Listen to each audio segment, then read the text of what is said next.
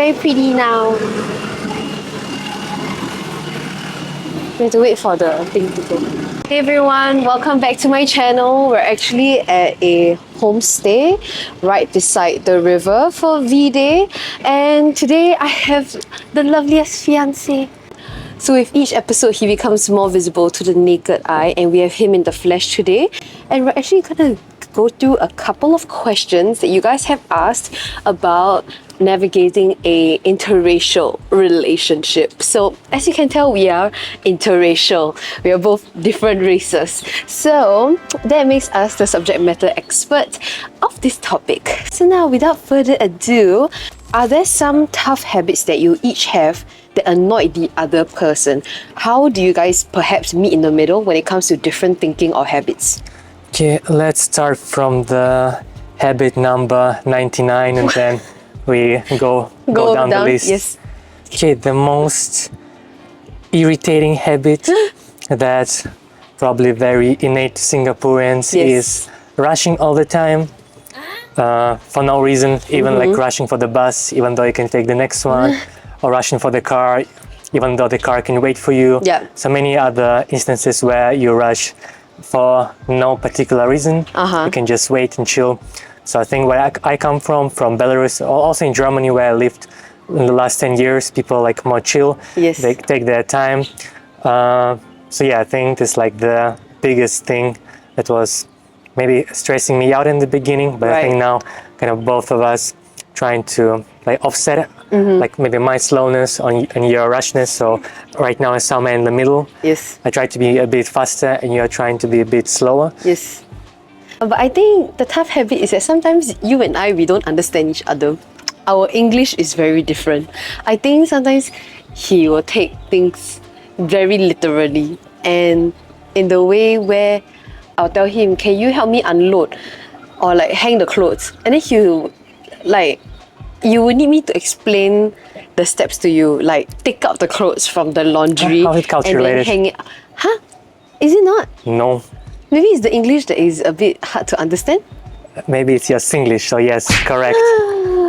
The audacity! Oh my god, my Singaporeans, please stand up for me here. Okay. How do we meet in the middle? Maybe you go first. I think we have open communication, or at least we try to, about such issues like the rushing. I think sometimes it is very, very obvious that I'm rushing, and then you will just use the opportunity to kind of point it out, but not in a way where you're like harming me.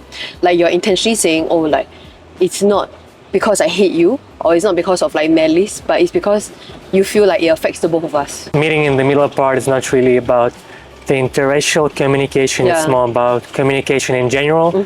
Like you need to compromise sometimes, you need to listen to the other person.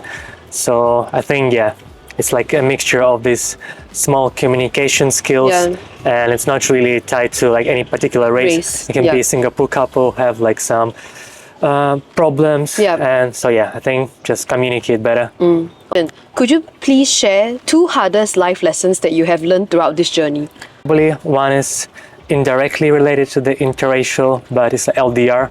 So probably LDR is more common for the interracial couples because they meet somewhere, could be in the country where the other person resides, or as in our case, we were met in Tokyo during the vacation. So I think one of the hardest things most interracial couples go through is doing LDR. Like naturally you don't get to spend lots of time with each other. Sometimes you feel lonely, and many other things that come with the LDR. Superstition and spirituality part, like where I come from, like probably I would say in Europe in general, I don't think people are very spiritual and even not very religious. Although like some part like Italy or like Poland, like on the more religious side, but like me specifically, I'm agnostic and I don't really spend my time a lot to thinking about religion. But I think the most unique part that comes out of the Asia is the superstitions, like in ghost thing. Like we don't really talk about ghosts in like Europe in general. Of course, there are like these very funky horror movies where you HAHAH like see the ghost, but in Asia, I've noticed people like take it more seriously. Like they have these things like where you knock 3 times before you enter the room. I don't really have, in my culture, any superstitions Yep. or spiritual mindset that constrains me, but I need to adapt myself to you and accommodate your beliefs. Biggest thing that I had to overcome was actually allegations of me being a sarong party girl, which I think is freaking crazy that people still think and categorize women in that way. It feels a bit like women hatred, kind of like you want to lump women in a certain label. So I think that part was hard for me to get over and also to overcome or try and navigate it through, because to me it's very new. It's like, why am I suddenly being labeled something that I've never personally identified with my whole life? And then do I accept this label? No, not really. But it seems like something that people like to put onto others. So I've come to terms in the sense of I cannot change how people feel about women who are dating men from a different race. And I've soon accepted that it's okay lah. You can say whatever you want about me, but it's if I know that's not the truth, then that's my truth, So that's one hardest life lesson. Another life lesson I think that was difficult to go through was actually LDR, because I had to get over the need for having physical intimacy. It's okay, we met in Tokyo. The realistic thing is that I'm not going to move to Germany the next month because I had a full-time job at that point in time, right? So I knew I had to move away from the need for physical intimacy, which is something that I previously needed in other relationships. That was hard because you go from having so much contact to zero contact altogether. So yes, LDR was tough, but at the same time it was new, getting to know someone without having even seen them for longer than 7 days. But I would say the physical intimacy part was quite a tough one to also overcome and go through and know that I signed up for this, this is a choice that we made. Yeah. What does he think about dating a big, thick Asian girl like you? It's quite funny. I think it goes back to this whole idea of beauty standards, Asian beauty standards and Western beauty standards. And the Western beauty standards are very different in a way that I think your body in Europe or America would be considered a golden standard, curvy. Slay, thick girls. Not even thick. I think no one would call you thick in Europe or Western countries. So I think your body type in Europe is normal, and people will find you they're very beautiful. Everyone, no one would think that you are your body mass index is off the charts or whatever. So I think it just goes down to the beauty standards. Yeah. But no, I don't think it was about approval. I guess both of them, they were very open to meeting who you were. So there was no, how to say, judgment or anything. There was no preconceived perceptions of who you were before they met you. They didn't assume anything of you, Yeah, from my side, the same. I think my parents very international. They've been to many places. I think also educated. And so this never was a part of the convo. Never even came up oh, are you okay dating someone from the other culture? So I never had to talk about this to begin with. Okay, next question. Next question. Is it tough dating interracially? Tough dating interracially. I think not really, because at least from my opinion, but maybe it also comes from the lack of depth about Singaporean culture. But I think Singapore is different, but not as different compared to Germany or other European countries. First of all, we share the same language. The language barrier thing is already off the table. And second, because Singapore is very international, lots of different nationalities there. I think you already accept different races and nationalities.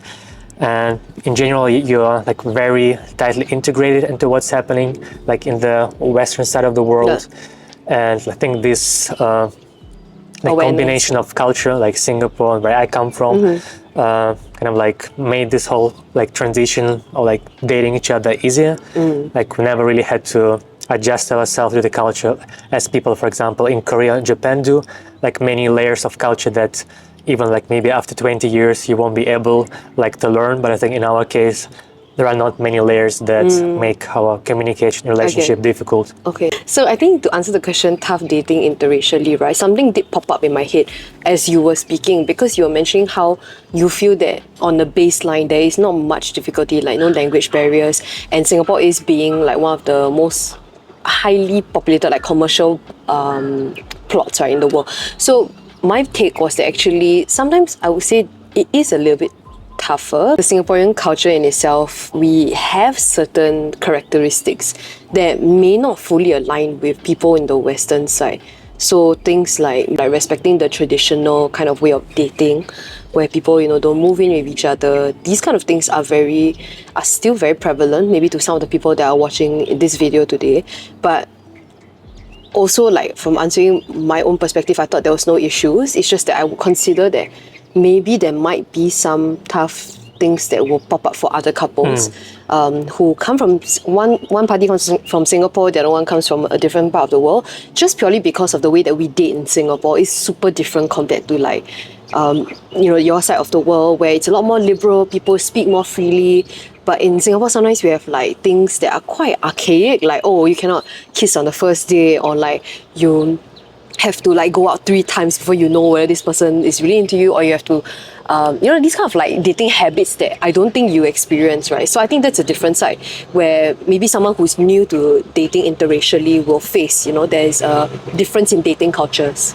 How did you meet your current BF and now fiance? Fiance? Yeah, actually, I don't know why we skipped this one out. But yes, the context was that we met on Hinge during the solo trip that I took to Japan, and you were the first person that I matched, I think. Yeah, we met a day after I landed, and from there, I remember we didn't have a great first date. Cherry Blossom was the main part that connected us. Yes. Is your fiance German? I could be wrong, but I hear their culture is go to Dutch during dates. Is this the accurate? Okay. I mean, I think first of all, for the context, I was born in Belarus, like Eastern Europe, and Eastern Europe, in this sense, very similar to Arabic countries, where men 100% provide for women. And like, but the last 10 years I spent living in Germany. Yeah. So it's like 2 different cultures. But yes, I think Germany is more like on the side of like Dutch, going 50-50. But in my mind, I think it's like more nuanced. So I would never pay for someone like during the first dates, like, because I don't think there should be expectation that a man should pay on the first dates. Like, no, that is a hot take. Like I don't know you. Like to me, like during the first date, you're just a random person who I just met. So like, why do I have to, like what I say, commit myself to something that is not really there? But then later, like when you form a relationship with someone, you know, you love them, then I'm okay like paying like 100% for everything. Like I'm sorry, I didn't know this, but we caught it on camera, like, so it's okay then to pay for everything that your partner wants, because you want to make this person like feel special and loved. So I think it shouldn't be approached like from this very financial standpoint. It should be coming like from the like place of love, and also like in our economy, some people like maybe don't have enough money like to like pay 100%. Like people just work their 9 to 5, and just could be a bit unfair if someone like always pays, because then you cannot save money, you cannot invest in yourself. So I think it pretty much depends on how much money the other person has. And then, as I mentioned, if you wanna like make someone like loved and you have money and ability to pay like 100%, then do it. But don't do it because like someone like from TikTok told you you need to pay 50-50. It should be a personal decision. What can Singaporean men do better from my experience dating local men? And I think that I did mention it previously also, which is that there is a certain way to do things in Singapore, like how we, you know, grew up, how we went to school, how we wanted to plan for a family, right? Like all of these were kind of given to us like from a very young age, and I think we fall into that trap of like, oh, if everyone else is doing this same way, then I will also do the same way. So I think I don't know whether I have any constructive feedback, because my only feedback comes from my past exes. But I would definitely, and I don't want to I don't want to generalize everyone, because I feel like it's so unfair. Like my experience could be not representative of all the Singaporean men in Singapore. So I don't know whether there's anything I can. What about that you heard from other girls in your circle? Like some common pattern? Some common patterns. I mean, there are a lot of patterns, right, where sometimes men love bomb in Singapore. They plan ahead, like in years in advance. They plan for you and they kind of make the decision for you. Like, okay, we're gonna get a BTO, we're gonna get a house, and they kind of lock you in. And I don't know, I just don't think it's very healthy. But at the same time, like, I cannot speak again, right, from my own experience, because my experience was a lot of like lying and gaslighting, and I don't think it's a pattern because this is purely just one person's problem, you know. Like, I don't think it's right to generalize men. And like also I wouldn't want men to do the same for women, right? So I think it's not about whether Singaporean men can do better or not, but I just think that maybe if we all just approach dating a lot more openly and a lot more more communication upfront, like, okay, don't leave things to guessing, like, no, like, this is not a situationship, this is a situationship, or like, are we doing anything, like, are we real, are we exclusive, like, all these things I think should be communicated, so the other person doesn't feel like they're guessing. And I don't know, I just think maybe like the whole idea of dating needs to change. It's not really about interracial or not, or it's not about like local men specific. I just think that maybe dating culture has become a lot more elusive and a lot more not as straightforward as compared to last time, where people tend to hide more, lie more, and gaslight more. So yeah, I'm gonna move on to the final question actually, which is, what's been the biggest challenge you face being in an interracial relationship, and how does it make you think about the future regarding like family, etc.? Yeah, family and future part. Yeah. I mean, sometimes, like we've already mentioned this rushing part, but there is also then the part of how stressed the kids are in Singapore. I think in general in Asia, when they go to school and university, like from the young age, they like put you into this environment. We have to compete, have to study from early morning till late night, and give you this idea, if you fail at school, you'll be nothing later. Versus in like in Germany, or like where I'm come from, Belarus, you can like university is not like the end point, taking that seriously. Like, it's still good to have good grades and everything, but even if you have like below average grades, you can still like go and work in Google or do this and this. You can become entrepreneur. Yeah. So again, people of course will, like parents will encourage you to do well at school, but then they also tell you like explore hobbies, go like play, enjoy your youth. So I think it's like one thing that I think about, like moving to Singapore. Would I want to raise my kids in this environment? Because I wouldn't want my child to be stressed like every day. Oh, what if I get like a bad grade and then I will fail like in life in 20 years? So I think this, like for me, like the biggest thing. And second part is the work culture and expectation, like to live to work and not like the other way around, like to work to have something to live for, like travel, spend time with family. So I wouldn't want like this culture like being placed on me in Singapore. So I think for me it would be an important thing when I look for a job is the work culture that respects like my boundaries. The future part is pretty freaking valid, because when you enter a relationship, you don't think about, I mean, you don't not think about the future, right? Like where it can possibly lead to. I think the scary thing for me in this relationship, or in just like a general like interracial / LDR, is that because like we don't know where we're gonna end up yet. Literally, like we don't know whether we're going to move to like potentially Japan, potentially Portugal or Germany. And I think that part scares me a little bit because of like my content creation job, and how, yes, like to a certain extent I can restart somewhere else, but the idea of restarting, it's like I'm not too convinced on that yet, because I feel like a lot of my jobs are already in Singapore. A lot of my friends and like all the PR girlies and all that, like I already have work here. So that is within the near future, like that scares me, because like I don't know where our lives will lead us. And I also don't think like us doing long distance for a long time, especially when married, is a good idea. Because I mean, which married couple gets married just to be apart, right? It doesn't make sense. So I think that's like an immediate, like near future kind of challenge that I foresee for us. But yeah, in terms of the children part, we have a kid, the child might be confused what kind of culture they should follow, right? It's like, oh, I'm Chinese, but also identify as like Belarusian. Like, how do we raise a child then to navigate this very complex world and like to find their own self-identity, you know? I think that's another thing that might be a bit unclear as compared to, like, let's say a non-interracial couple, right? It's like, okay, you raise them in a very traditional like Chinese family. Like it's a bit more straightforward, I would say. But our situation will be a little bit more complex. But I think it's also very exciting to see what kind of like human we will develop.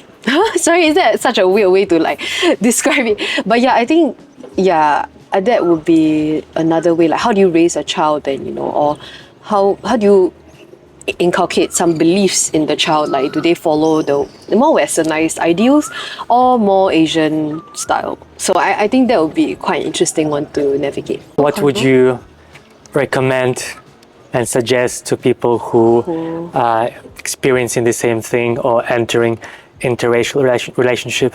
That's a very good question, babe. I love that for you. Like, you are really a talk show host right now. I think that it's a new dating experience that will be, I don't know, like, because personally I've only ever dated like my own race in Singapore. So I think it will definitely open up new perspectives on how you date, how you communicate, and overall, I mean, this is a review. I would say it's been a very good experience. We're engaged now. That's amazing. That's beautiful. But I think, of course, with every relationship, it comes with its ups and downs, its lessons that we have to learn. You know, I think that a relationship at the end of the day is not about you and another person. It's also about how you, as a human, grow alongside with this other person. So, I don't know. What do you think? My takeaway, if you found someone randomly, be it in your country or when traveling, and you relate to this person and potentially also could love this person, just go with it. You can figure out the whole culture thing later. And like the second biggest thing, don't limit yourself and put labels. I am Chinese, I am that and that, and because of this I cannot date someone.